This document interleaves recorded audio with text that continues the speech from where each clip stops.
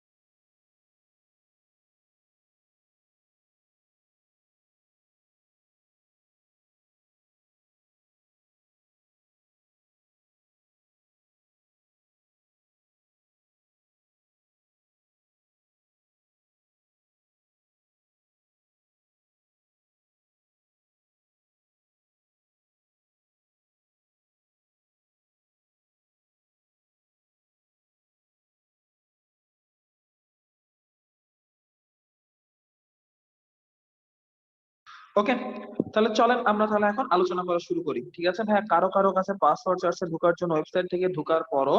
আচ্ছা ভাইয়া, কারো কারো কাছে পাসওয়ার্ড প্রথম দিকে চাচ্ছিল, তো আমি এই সেটিংসটা অফ করে দিয়েছি। ঠিক আছে, তো ওই সেটিংসটা অফ করে দিয়েছি, এখন সবাই ঢুকতে পারার কথা, এখন কোনো অসুবিধা হওয়ার কথা না। যারা এই প্রবলেম ফেস করছে তাদেরকে একটু বলে দিস রিফ্রেশ করে ঢুকতে। রিফ্রেশ করে যদি ঢুকে পড়ে তাহলে আর কোনো প্রবলেম ফেস করবে না, কোনো ঝামেলায় পড়বে না। ঠিক আছে, আবার বলছি, যারাই প্রবলেম ফেস করেছেন তাদেরকে আমি বলবো যে আপনারা হচ্ছে রিফ্রেশ করেন। রিফ্রেশ করে যদি ঢোকা শুরু করেন তাহলে কোনো সমস্যায় পড়বেন না, কোনো প্যারা খাবেন না। ঠিক আছে, ইজিলি ঢুকে যেতে পারবেন। আচ্ছা, তো চলেন আমরা তাহলে এখন ভাইয়া পড়াশোনায় ফেরত আসি। তো আজকে আমরা ইম্পর্টেন্ট কতগুলো টপিক শেষ করব। আমরা আণবিক সংকেত পড়ে ফেলেছি, মলিকুলার ফর্মুলা বের করা শিখে ফেলেছি। তো তখন প্রব করেছে, হ্যাঁ তখন প্রবলেম হয়েছে, এখন আশা করি প্রবলেম হবে না। অনেকগুলো বাবু হয়তো ঢুকতে পারে না, এই জন্য attendance থেকে এত কম। আচ্ছা ঠিক আছে, ব্যাপার না, আমরা পড়ানো শুরু করি, বাবুরা চলে আসবে এক এক করে। আচ্ছা, তো বাচ্চারা আজকে আমরা কিছু স্পেশাল ম্যাথ দেখবো। ঠিক আছে, আজকে আমরা ক্লাসটা শুরুই করব কিছু স্পেশাল ম্যাথ দিয়ে। আর স্পেশাল ম্যাথ গুলো আমরা এক এক করে সলভও করবো। তাহলে চলেন আমরা এখন তাহলে এই স্পেশাল ম্যাথ গুলো এক এক করে করা শুরু করি এবং আমরা দেখি এই স্পেশাল ম্যাথ গুলো কিভাবে সলভ করতে হয়। আর এটাও আণবিক সংকেত রিলেটেডই। ঠিক আছে, আণবিক সংকেত রিলেটেডই ম্যাথ। তো চলেন আমরা তাহলে এখন এটা আলোচনা করি যে আসলে ম্যাথ গুলো কিভাবে করবো। তো চলেন আমরা আজকে কিছু এক্সক্লুসিভ ম্যাথ দেখবো। আচ্ছা, তো আমরা আজকে কিছু এক্সক্লুসিভ ম্যাথ নিয়ে আলোচনা করব। তাহলে চলেন আমরা এখন এক এক করে শুরু করি এক্সক্লুসিভ ম্যাথ গুলা। ওকে, তো ভাইয়া এক্সক্লুসিভ ম্যাথের প্রথম যে ম্যাথটা নিয়ে আমি এখন আলোচনা করব, তাহলে সবাই একটু মনোযোগ দিয়ে খেয়াল করো প্রথম ম্যাথটা কি, কোশ্চেন নাম্বার ওয়ানটা কি, যে ভাইয়া কোন একটা যৌগ আছে বা কোন একটা কম্পাউন্ড আছে। ঠিক আছে, আমার কোন একটা যৌগ আছে বা কোন একটা কম্পাউন্ড আছে, তো এই যৌগটাকে ভাঙলে আমরা দুইটা জিনিস পাচ্ছি। এই যৌগটা বা এই কম্পাউন্ডটা যখন আমরা ভেঙে ফেলছি, তো এই যৌগটাকে আমরা যখন ভেঙে ফেলছি তখন আমরা ভাইয়া টোটাল দুইটা জিনিস পাচ্ছি। আমরা এই যৌগটাকে ভাঙলে সাধারণত দেখা যাচ্ছে এই যৌগ বিয়োজন করলে বা এই যৌগকে যদি আমরা কোনোভাবে ভেঙে ফেলতে পারি, সেখানে 3 গ্রাম কার্বন পাচ্ছি আর সেখানে 8 গ্রাম অক্সিজেন পাচ্ছি। ঠিক আছে, কোন একটা যৌগ আছে, র্যান্ডম যৌগ বা র্যান্ডম কম্পাউন্ড, তো এটাকে যখন আমরা ভেঙি। আচ্ছা,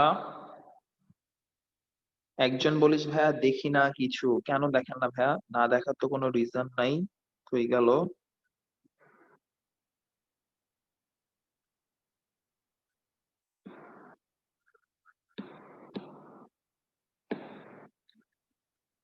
ওকে,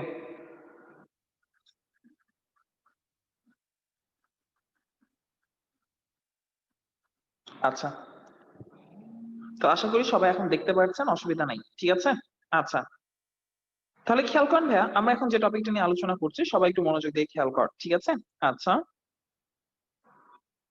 হ্যাঁ বাচ্চা করেছি করেছি।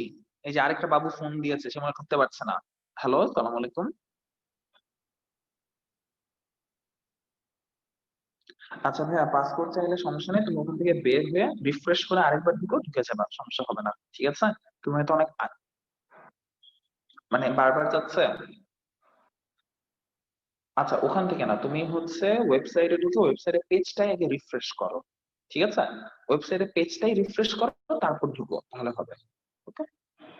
আচ্ছা, এই যে আরেকটা বাবু যে হচ্ছে ঢুকতে পারতেছে না। ওকে। তো বাবুরা এখন তাহলে মনোযোগ দিয়ে খেয়াল কর, দেখ, তার মানে একটা যৌগ আছে বা একটা কম্পাউন্ড আছে, যে যৌগটাকে ভাঙলে আমরা 3 গ্রাম কার্বন পাই আর 8 গ্রাম অক্সিজেন পাই, এটাই বলা আছে। কোশ্চেনটা হচ্ছে, এই যে যৌগটা আছে, এই যে যৌগটা আছে, এটা স্থূল সংকেত কি হবে? ঠিক আছে, আমাদের কোশ্চেনটা হচ্ছে, এই যে যৌগটা আছে, এই যৌগটার স্থূল সংকেত কি হবে, বা এটা এম্পিরিক্যাল ফর্মুলা কি হবে? এটা হচ্ছে আমাদের ফার্স্ট কোশ্চেন, যে এই যে যৌগটা আছে, এই যৌগটার স্থূল সংকেত কি হবে, বা এই যৌগটার এম্পিরিক্যাল ফর্মুলা কি হবে, সেটা তোমরা বের করো। ঠিক আছে, এটা হচ্ছে আমাদের একটা কোশ্চেন। ওকে। তো সবাই এটা সলভ করার চেষ্টা করি এবং আমরা দেখি যে এই জিনিসটা আমরা সলভ করতে পারি কিনা। যে এই যে যৌগটা আমাদের রয়েছে, যে যৌগের মধ্যে 3 গ্রাম কার্বন রয়েছে আর 8 গ্রাম অক্সিজেন রয়েছে, আমরা এখন এটা একটু সলভ করব, যে এই যৌগের স্থূল সংকেত কত। চলেন আমরা সলভ করার চেষ্টা করি। বাবুরা তাড়াতাড়ি করে ফেল, দেখি কয়জন তোরা করতে পারিস।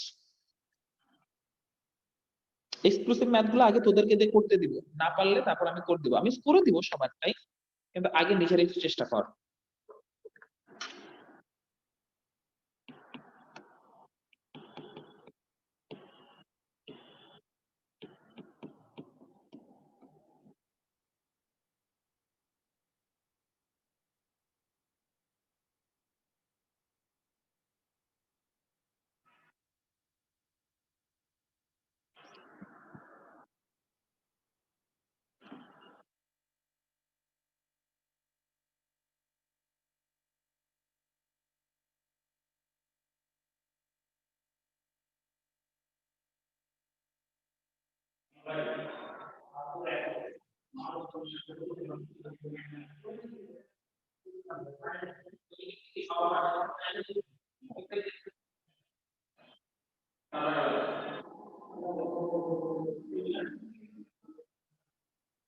কি অবস্থা বাচ্চারা, হচ্ছে? এত টাইম নিলে তো হবে না, তাড়াতাড়ি। Okay bro. কি বিয়েতে যাইতেছেন? তুমি কি এটা যাওয়ার সময় কিন্তু দিয়ে যেতে পারবা? কেমনে দিব? বাসায় যাবা না, তুমি বাসার পথে রেখে যাবে, বাসার পথে কি দাঁড়ানো দিলেই হবে? ওর কাছে দিয়ে যাবা? আচ্ছা, ওর কাছে দিয়ে দেবো। আচ্ছা ঠিক আছে, ব্যাগটা সহ দিয়ে, মানে কাভারের মধ্যে করে নিয়ে যাবে। নাম্বার ওয়ান হচ্ছে এটা। নাম্বারটা হচ্ছে তোমার সাথে আর একটু কথা আছে।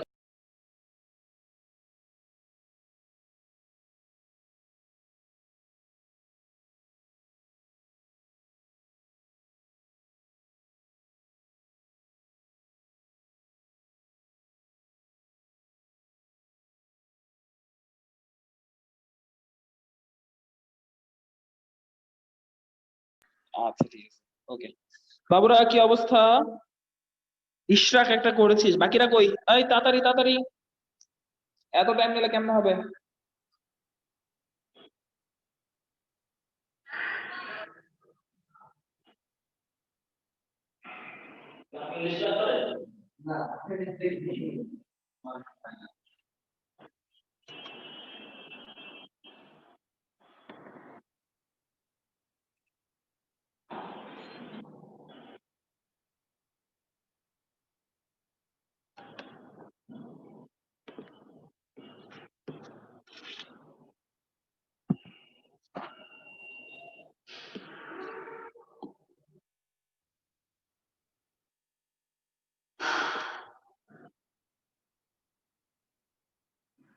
পারছেন হেরা, নাকি করে দিতে লাগবে? এখন পর্যন্ত কেউ পারলেন না। ওকে, ইমরান আনসার দিয়ে দিয়েছে, ভেরি গুড। বাকিরা? ওই নাফিস, এসব কি বানাই ফেলছিস তুই?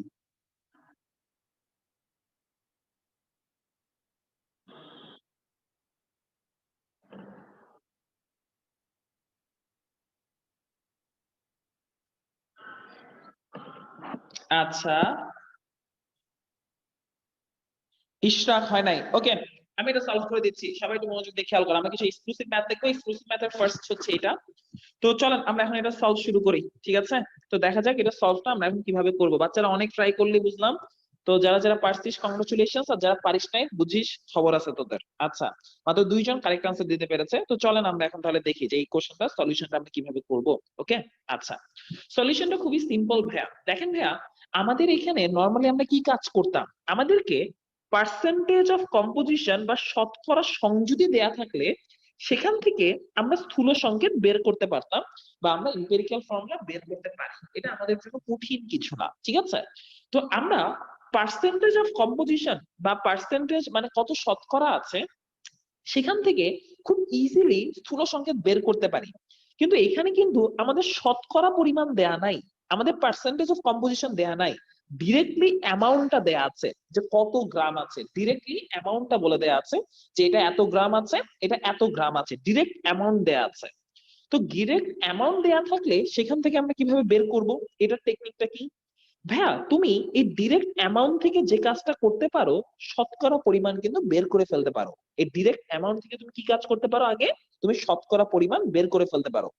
দেখো ভাইয়া, আমাকে বলে দেয়া আছে যে আমার এখানে 3 গ্রাম আছে কার্বন আর 8 গ্রাম আছে কি ভাইয়া, অক্সিজেন। তাহলে টোটাল পদার্থটা কত গ্রামের, চিন্তা করে দেখতো। টোটাল পদার্থটা হচ্ছে আমার আসলে 3 আর 8 মিলে 11 গ্রাম, তাই না? তার মানে 3 গ্রাম যদি তার মধ্যে কার্বন থাকে, 8 গ্রাম যদি অক্সিজেন থাকে, তাহলে টোটাল জিনিসটা আসলে দাঁড়াচ্ছে কতটুকু, টোটাল জিনিসটা আসলে হচ্ছে 11 গ্রাম। তো ভাইয়া, আমি যদি কার্বন কত পার্সেন্ট আছে সেটা বের করতে চাই, যে আমার এখানে কার্বনের পার্সেন্টেজ কত, আমরা তো দেখতেই পাচ্ছি তার মানে 11 গ্রামের মধ্যে আমার কার্বন আছে 3 গ্রাম। তার মানে 11 গ্রামের মধ্যে কার্বন আছে কতটুকু, 3 গ্রাম। তাহলে 1 গ্রামের মধ্যে কার্বন কতটুকু, 1 গ্রামের মধ্যে কার্বন আছে 3/11। তাহলে পার্সেন্টেজ মানে কি, 100 গ্রামের মধ্যে কতটুকু আছে, ওই যে ম্যানুয়াল প্রসেস আমি বের করা শিখিয়েছিলাম না, শতকরা পার্সেন্টেজ কেমনে বের করে। তাহলে 100 গ্রামের মধ্যে কতটুকু আছে, 100 গ্রামের মধ্যে আছে 3 × 100 / 11। তাহলে যত আছে এটাই হচ্ছে আমার আনসার, 100 গ্রামের মধ্যে আছে এতটুকু। তার মানে 100 গ্রামের মধ্যে কতটুকু আছে আমরা পেয়ে যাব না, কত পার্সেন্ট আছে, এটাই তো আমাদের কত পার্সেন্ট আছে কার্বন। তাহলে আমরা পেয়ে গেলাম কার্বন কত পার্সেন্ট আছে। সেম মেকানিজমে তোমরা কি অক্সিজেন, আচ্ছা 27.27 একজন বলে দিয়েছিস, গুড, ইশরাক বলে দিয়েছে, ওকে। সেম মেকানিজমে অক্সিজেন কত পার্সেন্ট আছে বের করে ফেলতে পারবো না ভাইয়া শর্টকাটে? তো অক্সিজেন যদি আমরা বের করে ফেলি তাহলে অক্সিজেনটার পার্সেন্টেজ কত আসবে, অক্সিজেন আছে 8 গ্রাম, কত গ্রামের মধ্যে, 11 গ্রামের মধ্যে, ইনটু 100 এত পার্সেন্ট। তাহলে বাকিটা হবে অক্সিজেন। তাহলে অক্সিজেনটা কত চলে আসবে, অক্সিজেন আসবে 72.72%। এখন তো আমার কাজ ইজি হয়ে গেছে। এখন শতকরা পরিমাণ গুলা যেটা আছে, এই যে 27.27, এটাকে তুমি কার্বনের আণবিক ভর 12 দিয়ে ভাগ দাও, আর অক্সিজেন যেটা আছে 72.72, সেটাকে অক্সিজেনের আণবিক ভর এটা দিয়ে ভাগ দাও, ঠিক আছে? তো এখান থেকে তুমি ইজিলি বের করে ফেলতে পারবা আসলে কোনটা হবে। তো ফাইনালি যদি এই কাহিনীর ঘটটা তোমরা শেষ করে আসো, লাস্টে গিয়ে দেখবা কার্বন আর অক্সিজেনের অনুপাতটা দাঁড়াবে 1:2।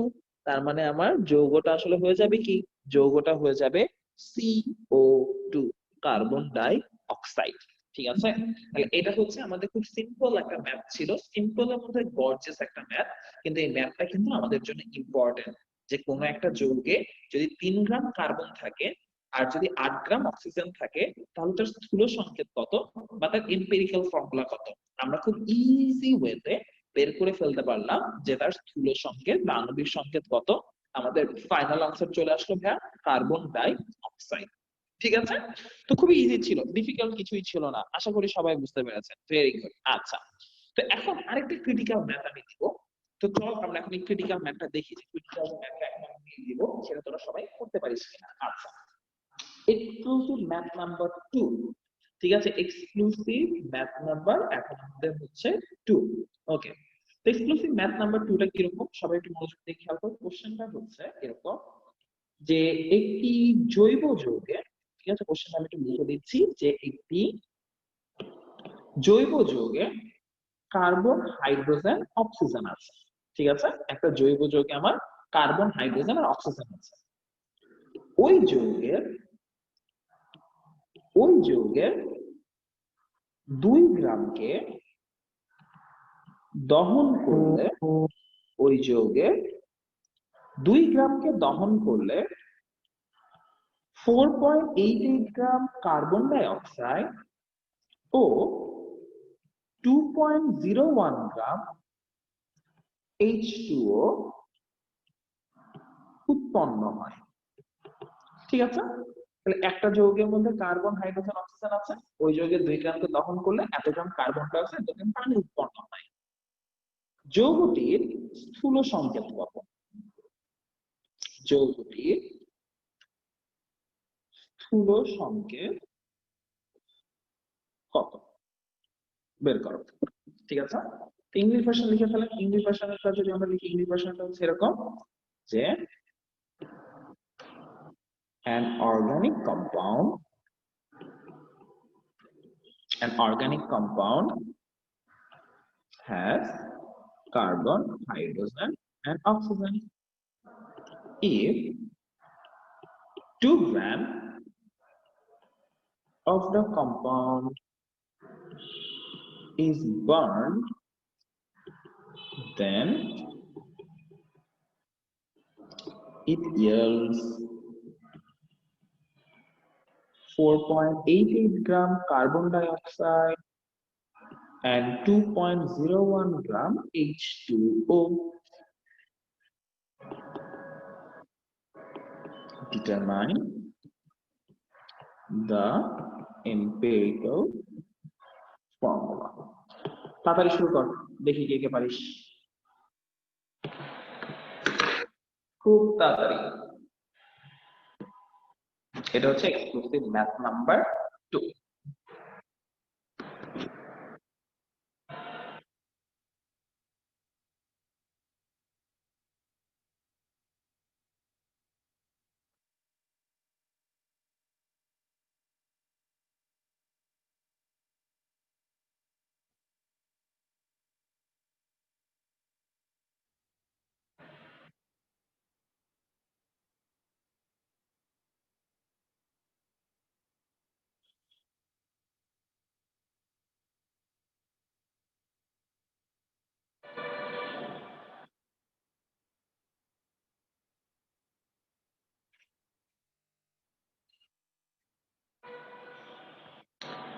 দেখি কার কি অবস্থা।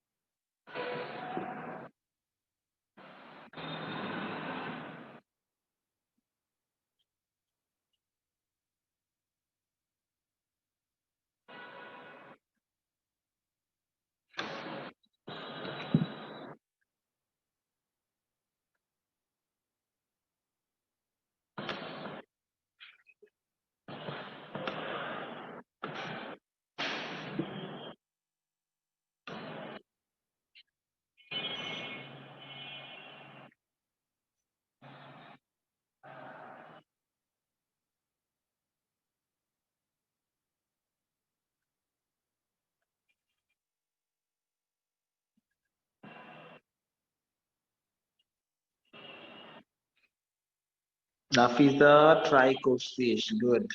বাকিরা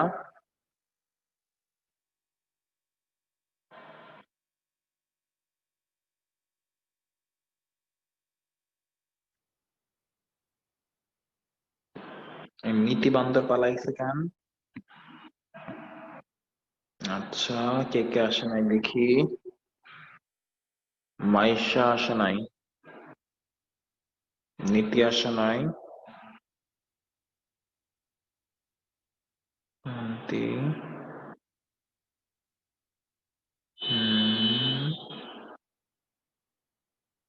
নাইফা আসে নাই, রংপুর আসে নাই।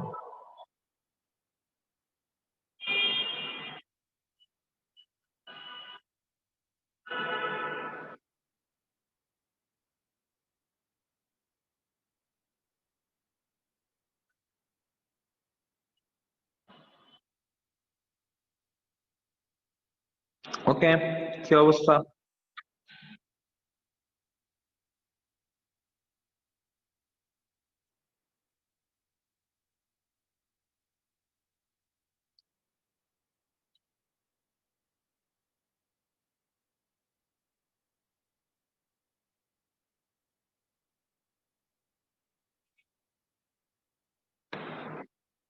আর 2 মিনিট।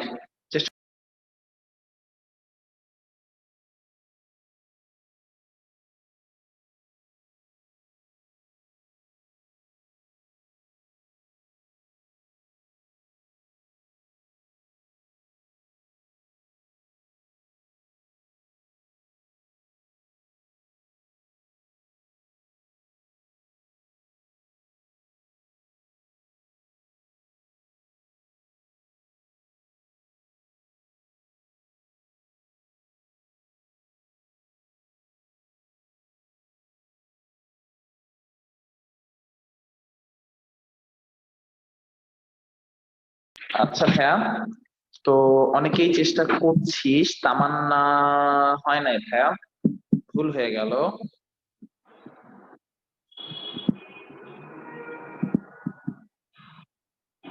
আচ্ছা, তো বাচ্চারা এরকম অনেক ম্যাথ আছে। আগে একটা এক্সক্লুসিভ ম্যাথ করলাম, এটা একটা এক্সক্লুসিভ ম্যাথ, এরকম অনেকগুলো এক্সক্লুসিভ ম্যাথ আছে। তো আমরা এই এক্সক্লুসিভ ম্যাথ গুলো এক এক করে সলভ করবো, ঠিক আছে? আগে একটা যেমন এক্সক্লুসিভ ম্যাথ আমরা সলভ করে ফেলেছি, এটা হচ্ছে আমাদের সেকেন্ড এক্সক্লুসিভ ম্যাথ, যে ম্যাথটা আমরা এখন একটু সলভ করবো, ঠিক আছে? তো চল আমরা এখন দেখি যে সেকেন্ড এক্সক্লুসিভ ম্যাথটা আসলে কোন বেসিক দিয়ে আমাদের সলভ করা লাগে। আগেরটা যেমন অনেক ইজি ছিল ভাই, ঠিক আছে?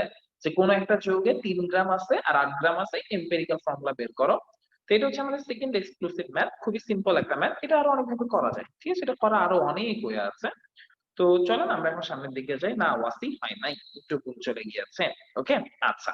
তো চলুন আমরা এখন তাহলে দেখি যে ম্যাথটা আমরা কিভাবে সলভ করতে পারি। ম্যাথ সলভ করার জন্য আমাদের কি কি বেসিকটা লাগবে, আসা আমরা এখন এক এক করে দেখি। আচ্ছা হ্যাঁ, কোশ্চেনটা ছিল এরকম যে কোন একটা যৌগের স্থূল সংকেত দেয়া আছে, সরি স্থূল সংকেত আমাদের কাছে জানতে চাওয়া হয়েছে। আর আমাদের কাছে বলে দেয়া আছে কি কি, আমাদের কাছে বলে দেয়া আছে যে কোন একটা জৈব যৌগে কার্বন, হাইড্রোজেন আর কে আছে, অক্সিজেন আছে।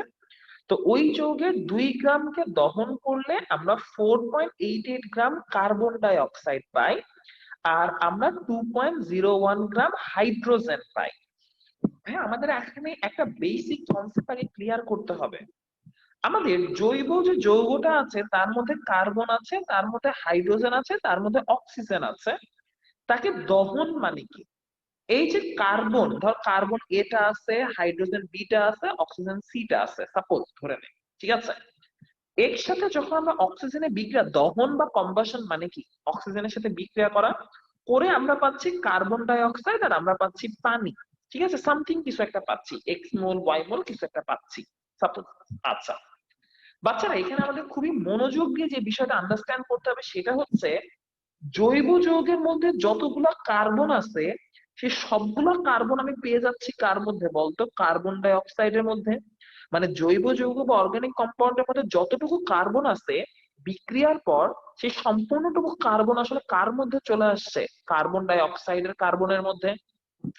আবার জৈব যৌগের মধ্যে যতগুলা হাইড্রোজেন আছে, যতটুকু হাইড্রোজেন আছে সেই হাইড্রোজেনটা চলে যাচ্ছে কার মধ্যে ভাইয়া বলতো? পানির মধ্যে, ঠিক আছে?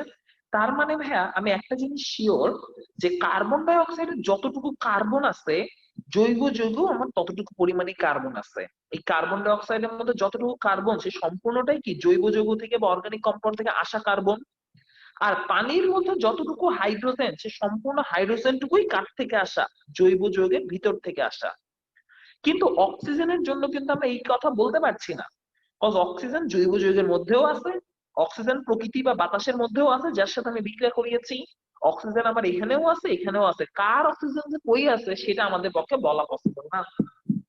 এখন তার মানে আমরা একটা জিনিস বুঝতে পেরেছি, আমার কার্বন ডাই অক্সাইডের যতটুকু কার্বন সে সম্পূর্ণটাই জৈব যৌগের ভিতরে আছে। পানির মধ্যে যতটুকু হাইড্রোজেন সে সম্পূর্ণটুকুই আমার জৈব যৌগ অর্গানিক কম্পাউন্ডের ভিতরে আছে। কিন্তু কার্বন ডাই অক্সাইডের অক্সিজেন আর পানির অক্সিজেন কোথাকার অক্সিজেন সেটা আমি জানি না বাবা, সেটা নিয়ে আমাদের মাথা ব্যথার দরকার নাই। আমি আপাতত যে আইডিয়া পেয়ে গিয়েছি সেই আইডিয়া নিয়ে আমি কাজে লাগাই। আচ্ছা, তার মানে কার্বন ডাই অক্সাইডে যতটুকু কার্বন আছে সেটাই জৈব যৌগে কার্বনের পরিমাণ। তো চল আমরা বের করি কার্বন ডাই অক্সাইডে কতটুকু কার্বন আছে। দেখ ভাইয়া, আমাদের বলে দেওয়া হচ্ছে আমরা কতটুকু কার্বন পাচ্ছি, কার্বন ডাই অক্সাইড পাচ্ছি 4.88 গ্রাম। তার মানে আমরা 4.88 গ্রাম কার্বন ডাই অক্সাইড পেয়েছি। তো 4.88 গ্রাম কার্বন ডাই অক্সাইডের মধ্যে আসলে কার্বন কতটুকু, চল আমরা একটু বের করি। ভাইয়া কার্বন ডাই অক্সাইডের আণবিক ভর কত, মলিকুলার মাস কত? 44 না?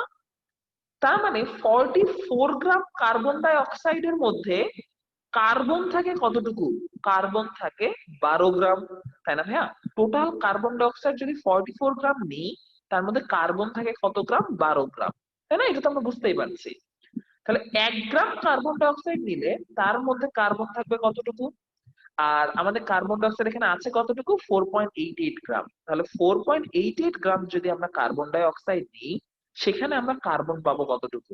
কার্বন পাবো 4.88 ইন্টু 12 ডিভাইডেড বাই 44 এত গ্রাম। তার মানে আমি আসলে কার্বন কতটুকু পাচ্ছি ভাইয়া? তাড়াতাড়ি বের করে জানো তো।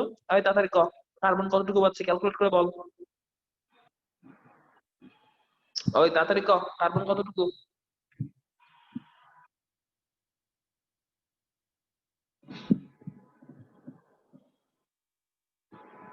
ও এরটুকু ক্যালকুলেট করতে এত টাইম লাগে? 1.33 গ্রাম কার্বন।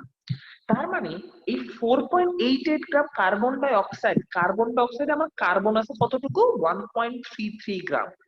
আর এই কার্বনটা কি সম্পূর্ণই এই জৈব যৌগ থেকে আসছে না বাবু? খেয়াল করে দেখ, এই কার্বন ডাই অক্সাইডে যে কার্বনের অংশটুকু সেটা সম্পূর্ণ কি জৈব যৌগ থেকে আসছে না? তার মানে আমি এখানে কি বলতে পারি? তার মানে আমি এখানে বলতে পারি আমার জৈব যৌগের মধ্যেও কার্বন আছে কতটুকু? কার্বন ডাই অক্সাইডে যেহেতু 1.33 গ্রাম কার্বন আছে, তার মানে আমার জৈব যৌগের মধ্যেও কার্বন আছে কতটুকু? 1.33 গ্রাম। কার্বন কতটুকু আমি পেয়ে গেছি? কতটুকু আছে? 1.33 গ্রাম। আচ্ছা, সেম প্রসেসে তোমরা একটু বের করো তো ভাইয়া, হাইড্রোজেন কতটুকু আছে এই পানির মধ্যে? বলা ছিল 2.1 গ্রাম পানি উৎপন্ন হয়।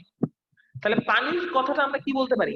পানির কথাটা আমরা এভাবে বলতে পারি, পানি মানে তো আসলে 18, আণবিক ভর মানে 18। তো 18 গ্রামের পানির মধ্যে হাইড্রোজেন থাকে কতটুকু বাবু? 2 গ্রাম। তাহলে 1 গ্রাম পানির মধ্যে কতটুকু থাকে বাবু? বের করো। আর বাবু এবার বের করো কতটুকু পানি আছে জানি? 2.01 গ্রাম। 2.01 গ্রাম পানির মধ্যে হাইড্রোজেন আছে কতটুকু? 2 ইন্টু 2.01 ডিভাইডেড বাই 18। এই বাবু কত আসে? তাড়াতাড়ি তাড়াতাড়ি।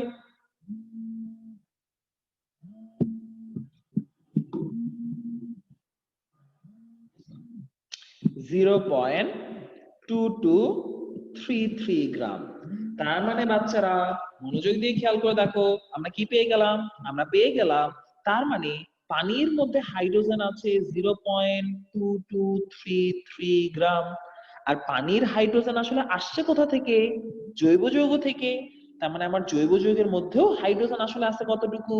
0.2233 গ্রাম। এটা খুবই ইম্পর্টেন্ট একটা অঙ্ক, ঠিক আছে? তাহলে আমরা পেয়ে যাচ্ছি কত? 0.2233 গ্রাম। তো বাচ্চারা একটা জিনিস খেয়াল করে দেখ, আমরা পেয়ে গেলাম তার মানে আমার জৈব যৌগে কার্বন আছে কতটুকু, হাইড্রোজেন আছে কতটুকু, অক্সিজেন কতটুকু এখনো পাই নাই। বাবুরা অক্সিজেন পাওয়ার জন্য আমাদের কি সুন্দর মতো একটা এক্সাম্পল দেওয়া আছে না? হ্যাঁ, এটা সেকেন্ড ম্যাথ রাখেন। আচ্ছা, অক্সিজেন পাওয়ার জন্য দেখ আমাদের একটা ডাটা বলে দেয়া আছে। দেখ ভাইয়া, এক্স্যাক্টলি বলে দেয়া আছে টোটাল যৌগটা হচ্ছে 2 গ্রামের। এই দেখ টোটাল যৌগটা আসলে কয় গ্রামের ছিল? 2 গ্রামের। তো 2 গ্রামের মধ্যে যদি 1.33 গ্রাম কার্বন থাকে আর 0.2233 গ্রাম হাইড্রোজেন থাকে, তাহলে জৈব যৌগে অক্সিজেন আছে কতটুকু? ওই জৈব যৌগে অক্সিজেন আছে কতটুকু? 2 মাইনাস হাইড্রোজেন আছে যতটুকু 1.33 মাইনাস 0.2233 গ্রাম। অক্সিজেন আছে কতটুকু? বের কর কত আসে? অক্সিজেন আছে কতটুকু?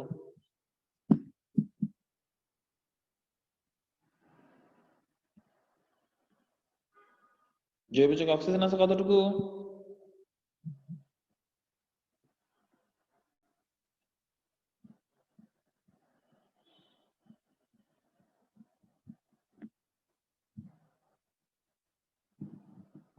ওকে, গুড।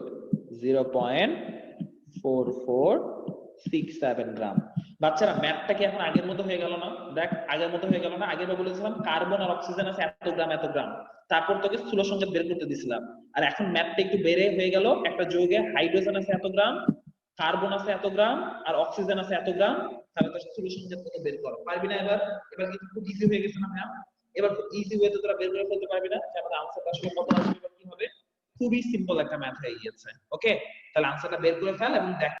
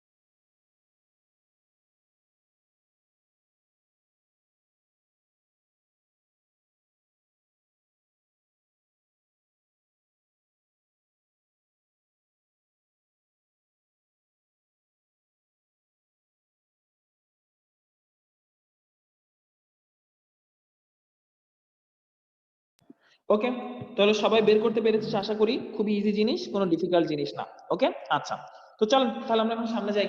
আশা করি এটা পারবেন, কোনো ডিফিকাল্ট কিছু না।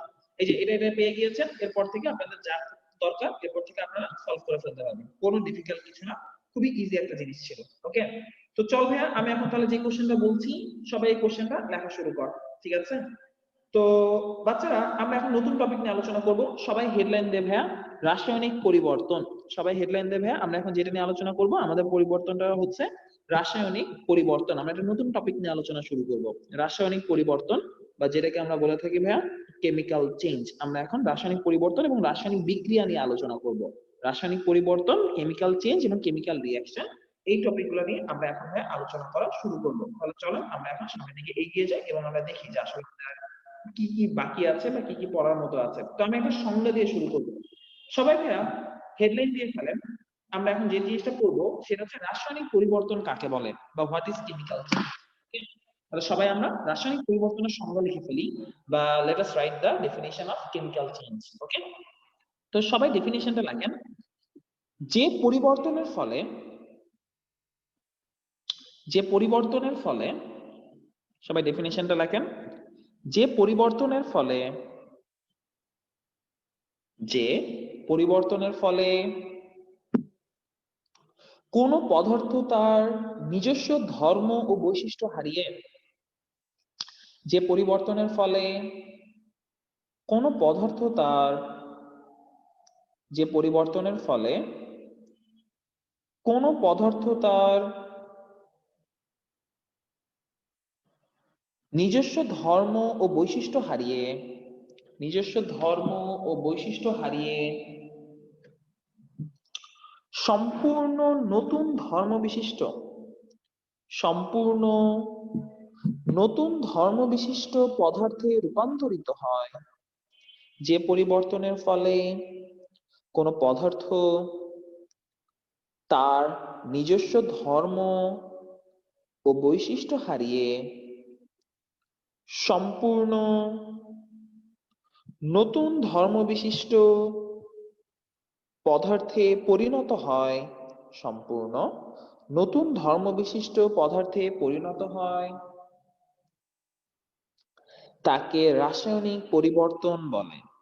তাকে রাসায়নিক পরিবর্তন বলে। তাকে রাসায়নিক পরিবর্তন বলে। ইংলিশ ভার্সন লেখেন the change for which, English version লেখেন the change for which, the change for which any substance, the change for which any substance eradicates its previous properties, the change for which any substance eradicates its previous properties, eradicates its previous properties in order to obtain a new set of properties, in order to obtain a new set of properties, in order to obtain a new set of properties is known as chemical change, is known as chemical change, is known as chemical change. আচ্ছা, তো আমরা English ভার্সনের ডেফিনেশনটা যদি লিখে ফেলি, তাহলে আমরা এর পরের সমীকরণটা লিখবো, বা আমরা এর পরের সংজ্ঞাটা লিখবো। হ্যাঁ, রাসায়নিক পরিবর্তন মানে কি? রাসায়নিক পরিবর্তন হচ্ছে সেই পরিবর্তন যার ফলে, বা সেই চেঞ্জ যার কারণে কোন একটা সাবস্টেন্স তার নিজের যে বৈশিষ্ট্যগুলো ছিল সেই বৈশিষ্ট্যগুলো হারিয়ে সম্পূর্ণ নতুন ধর্ম বিশিষ্ট পদার্থে পরিণত হয়। মানে তার নিজের বৈশিষ্ট্য বা প্রপার্টি হারিয়ে সম্পূর্ণ নতুন বৈশিষ্ট্য বা প্রপার্টি গেইন করে, সেটাকে আমরা বলে থাকি রাসায়নিক পরিবর্তন, বা সেটাকে আমরা বলে থাকি কেমিক্যাল চেঞ্জ। যেমন কার্বনের সাথে যখন অক্সিজেন রিঅ্যাকশন করবে, তো নরমালি কার্বন কি, কার্বন হচ্ছে আমার একটা অধাতু এবং সে থাকে সাধারণত সলিড অবস্থায়, ঠিক আছে? অক্সিজেনের কথাটা যদি আমরা বলি, অক্সিজেন থাকে এটা গ্যাসিয়াস অবস্থায় বা গ্যাসীয় অবস্থায়, এবং তার ধর্ম থাকে অন্যরকম। কার্বন কি করে ভাইয়া? কার্বন আগুন ধরতে পারে বা কার্বন আগুন জ্বলতে সাহায্য করে। অক্সিজেনও আগুন জ্বালাতে সাহায্য করে, ফায়ার বার্ন হতে সাহায্য করে। আর একজন থাকে সলিড, একজন থাকে গ্যাসিয়াস। কিন্তু এখন যদি এখন রিয়াকশন করবে, এটা এমন ভাবে পরিবর্তিত হবে এবং পরিবর্তিত হয়ে তারা নতুন একটা জিনিস তৈরি করবে, যেটা হচ্ছে কার্বন ডাই অক্সাইড। তার মানে কার্বন আর অক্সিজেন মিলে নিজেদের বৈশিষ্ট্য পরিবর্তন করে যখন তারা কার্বন ডাই অক্সাইড বানিয়ে ফেললো, আমরা দেখছি কার্বন ছিল সলিড, এটা ছিল গ্যাস, কার্বন ডাই অক্সাইড হয়ে যায় নিজে একটা গ্যাস। তার মানে কার্বন কিন্তু তার বৈশিষ্ট্য হারিয়ে ফেলেছে, তার আগের বৈশিষ্ট্য হারিয়ে ফেলে সে নতুন একটা বৈশিষ্ট্য অর্জন করেছে। আবার অক্সিজেন আগুন জ্বালাতে সাহায্য করে, সে আগুন ফায়ার আপ হতে বা ফায়ার আপ থাকতে সাহায্য করে। অপরদিকে carbon die oxide fire burn out করতে সাহায্য করে, সে আগুনকে নিভিয়ে দিতে, এক্সটিংগুইশ করতে সাহায্য করে। তার মানে তাদের বৈশিষ্ট্যটাও কি হয়ে গিয়েছে? চেঞ্জ হয়ে গিয়েছে। তার মানে তারা নিজেদের বৈশিষ্ট্য হারিয়ে একটা নতুন বৈশিষ্ট্য অর্জন করেছে। তো এই যে ঘটনাটা, যে তাদের নিজেদের বৈশিষ্ট্য হারিয়ে, নিজেদের প্রপার্টি হারিয়ে নতুন একটা প্রপার্টি গেইন করা বা নতুন এক ধরনের বৈশিষ্ট্য অর্জন করা, এই ঘটনাটাকে বলা হয় রাসায়নিক পরিবর্তন বা কেমিক্যাল চেঞ্জ। এই ঘটনাটাকে আমরা বলি রাসায়নিক পরিবর্তন বা কেমিক্যাল চেঞ্জ। কিন্তু যেই প্রসেসের মাধ্যমে এই চেঞ্জটা হয়, যে প্রক্রিয়ার মাধ্যমে এই চেঞ্জটা হয়, আমি আবার বলি, যে প্রক্রিয়ার মাধ্যমে বা যে প্রসেসের মাধ্যমে এই চেঞ্জটা ঘটে, সেই প্রসেসটাকে আমরা বলি রাসায়নিক বিক্রিয়া।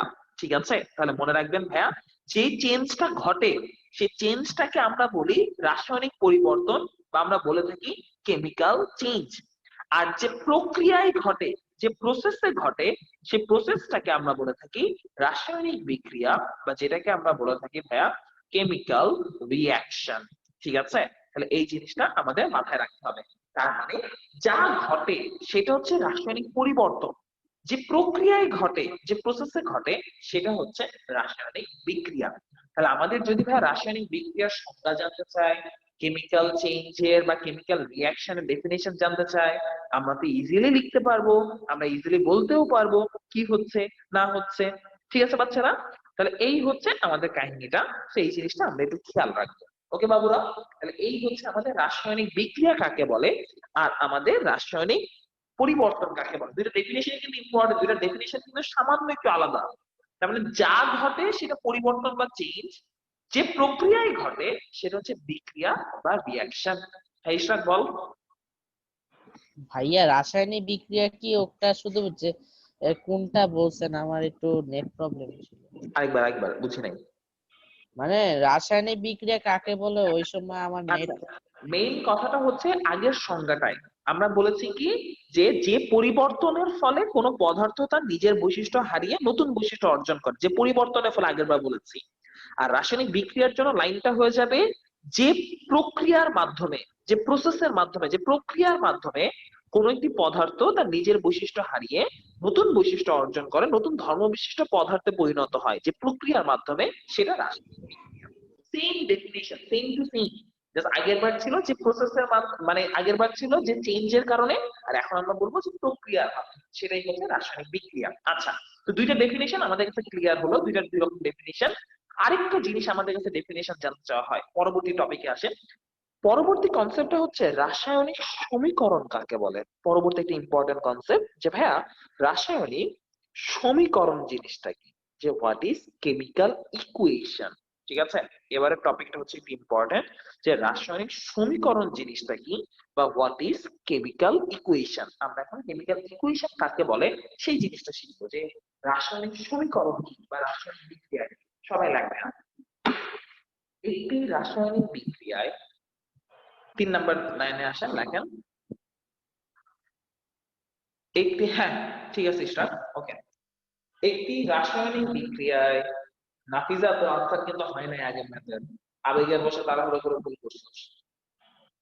8 হবে মাঝখানে। আচ্ছা, একটি রাসায়নিক বিক্রিয়ায় যা ঘটে, সবাই লেখেন ভাইয়া, একটি রাসায়নিক বিক্রিয়ায় যা ঘটে তার সংশ্লিষ্ট উপাদান সমূহের একটি রাসায়নিক বিক্রিয়ায় যা ঘটে তা সংশ্লিষ্ট উপাদান সমূহের তা সংশ্লিষ্ট উপাদান সমূহের সংকেত। একটি রাসায়নিক বিক্রিয়ায় যা ঘটে তা সংশ্লিষ্ট উপাদান সমূহের সংকেত। একটি রাসায়নিক বিক্রিয়ায় যা ঘটে তা সংশ্লিষ্ট উপাদান সমূহের সংকেত ও অন্যান্য চিহ্নের মাধ্যমে সংশ্লিষ্ট উপাদান সমূহের সংকেত ও অন্যান্য চিহ্নের মাধ্যমে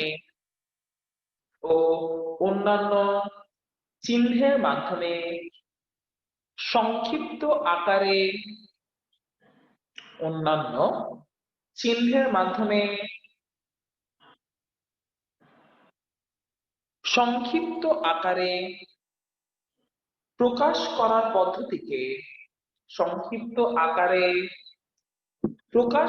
পদ্ধতিকে রাসায়নিক সমীকরণ বলা হয়। সংক্ষিপ্ত আকারে প্রকাশ করার পদ্ধতিকে রাসায়নিক সমীকরণ বলা হয়। সংক্ষিপ্ত আকারে প্রকাশ করার পদ্ধতিকে রাসায়নিক সমীকরণ বলা হয়। আচ্ছা, ইংলিশ ভার্সন লেখেন the things that occur in a chemical reaction, the process of, English version লেখেন the process of expressing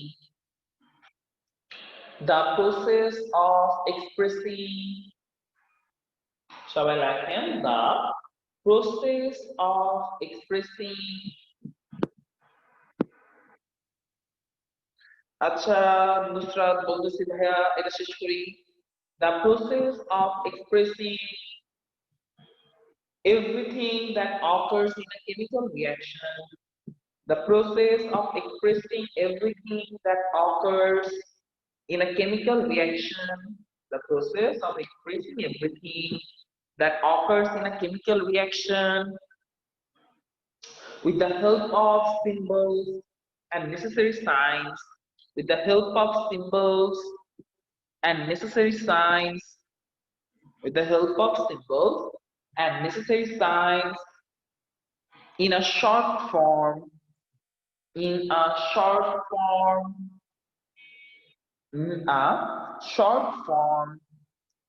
is called chemical equation,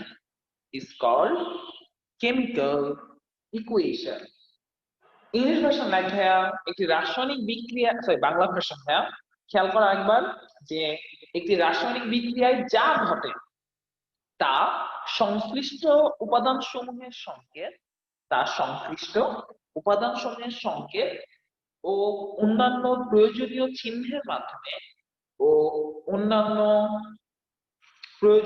চিহ্নের মাধ্যমে সংক্ষিপ্ত আকারে প্রকাশ করার পদ্ধতিকে রাসায়নিক সমীকরণ বলে। সংক্ষিপ্ত আকারে প্রকাশ করার পদ্ধতিকে রাসায়নিক সমীকরণ বলে। বাচ্চারা তিনটা ডেফিনিশন পড়ানো হয়েছে কিন্তু খেয়াল কর, একটা হচ্ছে রাসায়নিক পরিবর্তন, একটা রাসায়নিক বিক্রিয়া, আর একটা রাসায়নিক সমীকরণ। আমাদের বোর্ড এক্সামের জন্য তিনটাই খুব বেশি পরিমাণে ইম্পর্টেন্ট, এক মার্কের জন্য তিনটাই স্টার্ট দেবে, ঠিক আছে? তিনটাই আমাদের জন্য খুব ইম্পর্টেন্ট। তো আমরা এরপর এই জিনিসটা একটু মনোযোগ দিয়ে খেয়াল করবো, ঠিক আছে? আচ্ছা, তো চলেন না রাখেন, এখনো তো শেষের টাইম হয় নাই, আরো দেরি আছে বাবু। আচ্ছা, তো চলেন আমরা এখন তাহলে সামনের দিকে যাই। তো সামনের দিকে আমরা আসলে কি কি পড়তে পারি আমরা সেই জিনিসটা একটু মনোযোগ দিয়ে খেয়াল করি। আচ্ছা হ্যাঁ, রাসায়নিক সমীকরণ লেখার কিছু নিয়ম আছে, ঠিক আছে? আমি আবার বলি ভাইয়া, রাসায়নিক সমীকরণ লেখার ভাইয়া বেশ কিছু নিয়ম আছে, ঠিক আছে? তো আমরা যদি আমাদের বইটা একটু ফলো করি ভাইয়া, আমাদের বইয়ের পেজ নাম্বার 126 যে রাসায়নিক সমীকরণ লেখার নিয়ম, ঠিক আছে?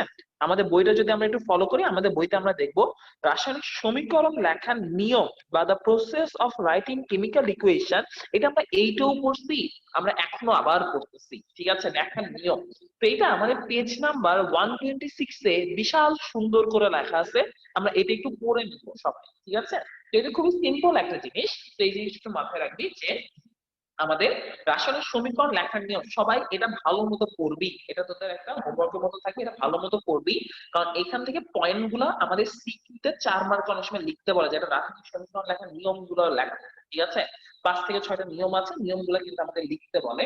তো আমরা এই নিয়মগুলো মুখস্থ করবো ভাই, আপনাদের নিয়মগুলো আমাদের ক্রিয়েটিভে 4 মার্কের জন্য মাঝে মাঝে লাগে, সবাই যেন এই জিনিসটা খেয়াল রাখিস ভাই। ওকে, আচ্ছা, আরেকটা জিনিস, একটা ইম্পর্টেন্ট লাইন আমি তোদেরকে বলি, সবাই একটু মনোযোগ দিয়ে খেয়াল কর ভাইয়া, যে আমাদের এই যে রাসায়নিক বিক্রিয়া আছে, রাসায়নিক বিক্রিয়ায় কিন্তু ভাইয়া ভরের কোনো পরিবর্তন হয় না। আমি আবার বলি, রাসায়নিক বিক্রিয়ায় ভাইয়া ভরের কোনো পরিবর্তন হয় না, ভর অলওয়েজ সংরক্ষিত থাকে।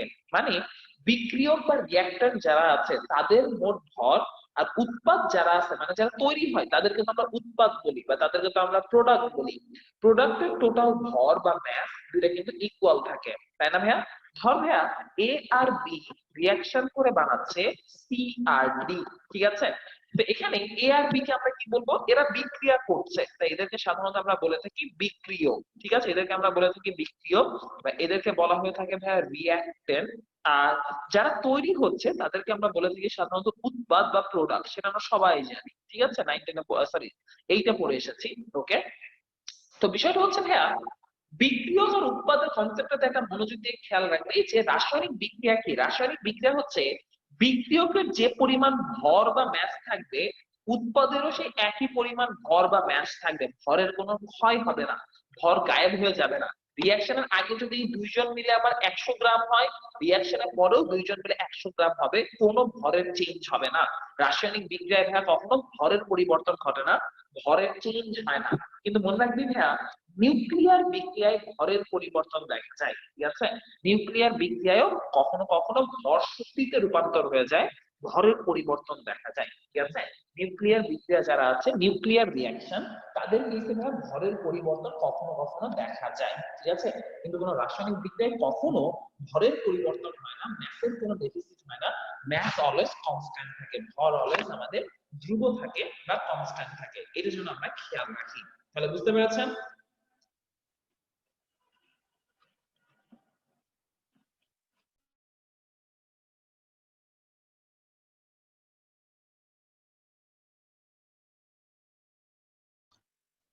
ওকে, তাহলে এখন আমরা সামনের দিকে এগিয়ে যাই এবং আমরা দেখি আমরা এই চ্যাপ্টার লাস্টের দিকে গিয়ে নিউক্লিয়ার কিছু বিক্রিয়া দেখবো।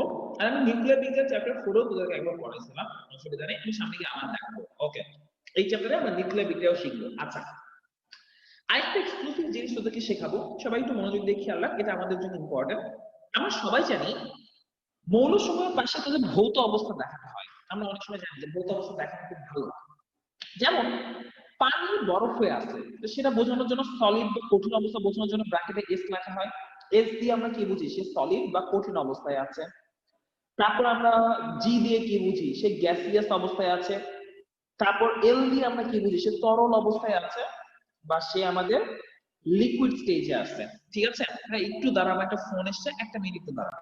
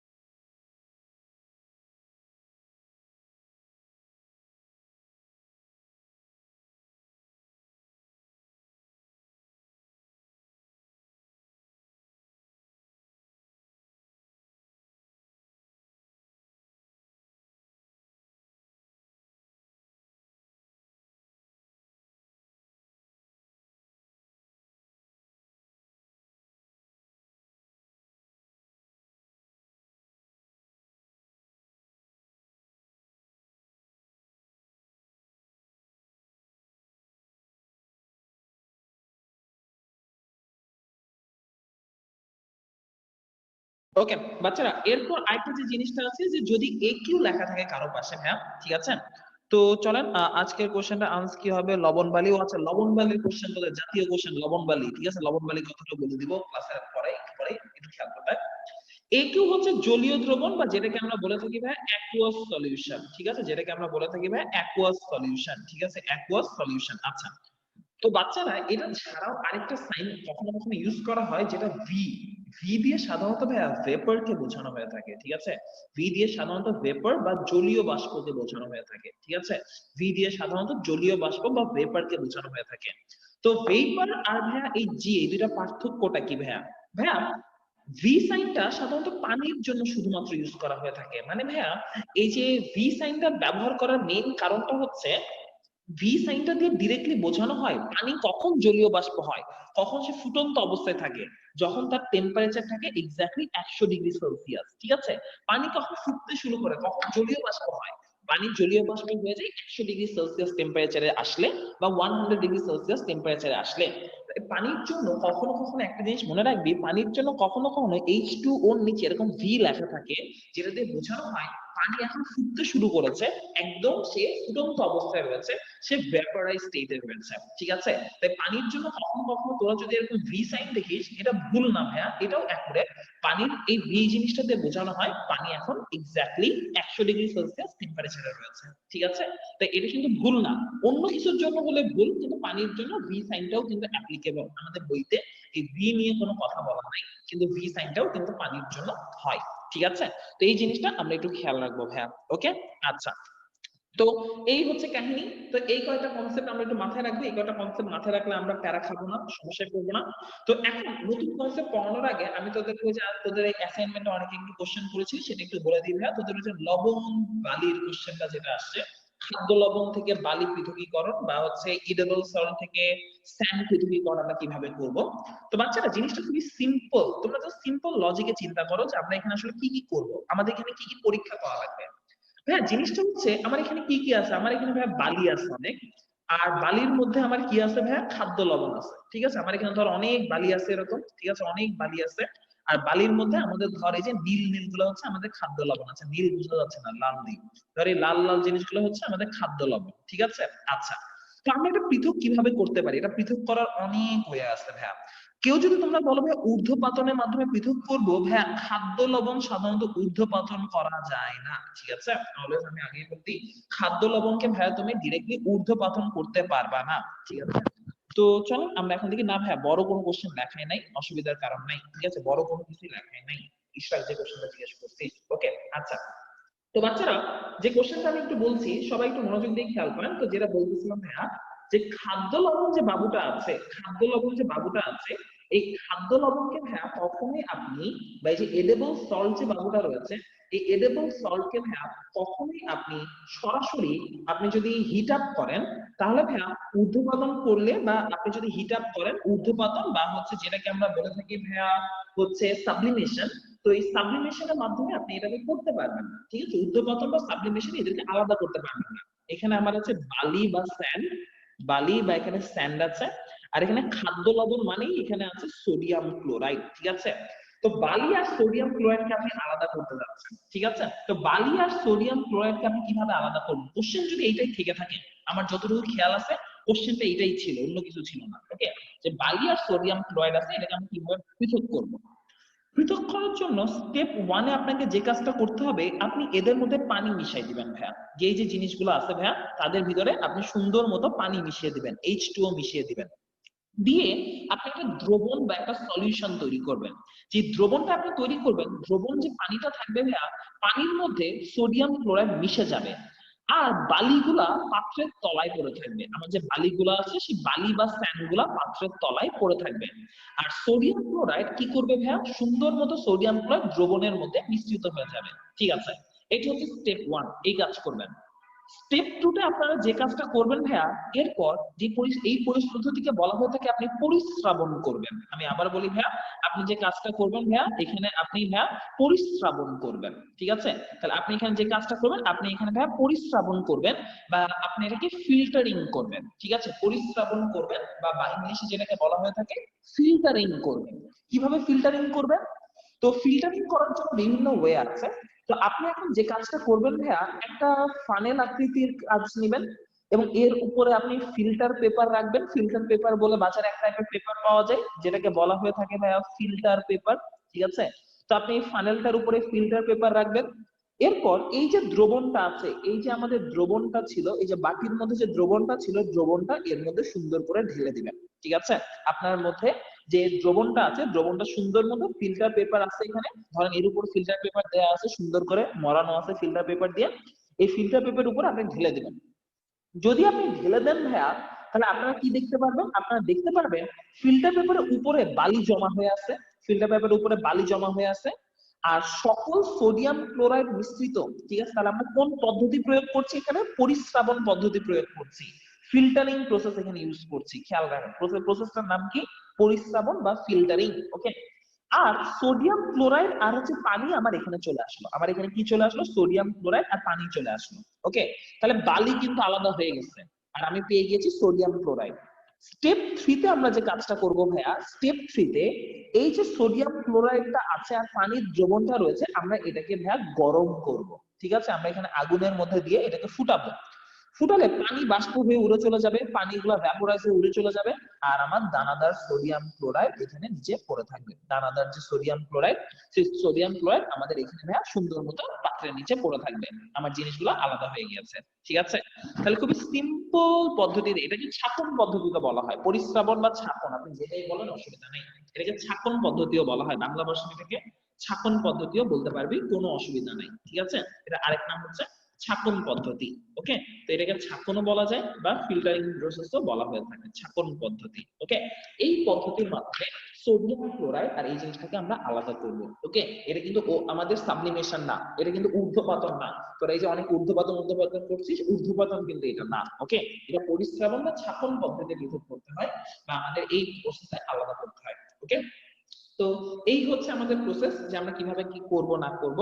So that's all for today. আজকে আমরা নতুন টপিক নিয়ে আলোচনা করব না, নেক্সট দিন আমরা বাকি অংশ নিয়ে আলোচনা করব। Tata, good bye.